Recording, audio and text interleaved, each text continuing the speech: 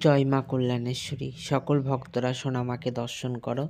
দেখো, প্রত্যেক দিনের মতো আমি আজকেও মায়ের মন্দিরে স্নান সেরে ঢুকে পড়েছি। আর আজকে সোমবার, বাবা তারকনাথের বার। প্রত্যেক সোমবারে বাবা তারকনাথকে আমি ঘি মধু মাখিয়ে স্নান করাই।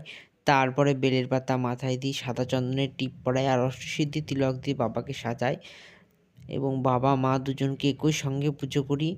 আর পুজো করতে করতে আমি মাকে অনেক গান শোনাই। তার মধ্যে আজকে যেন আমার মনে হচ্ছিল মাকে শিব দুর্গা শিব দুর্গা বলে আমি খুব ডেকেছি। মা, তুমি সকলের ডাকে সাড়া দিও।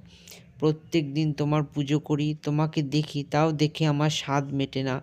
প্রত্যেক দিন আমি মার মন্দিরের সামনে যাই আর মায়ের দিকে একভাবে তাকিয়ে দেখি যে মা, তুই এত সুন্দর মা। সত্যি যদি তোকে দেখতে পেতাম তাহলে মনে হয় চোখ ফেরাতেই পারতাম না।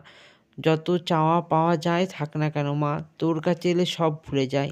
তুই সকলের মঙ্গল করিস মা।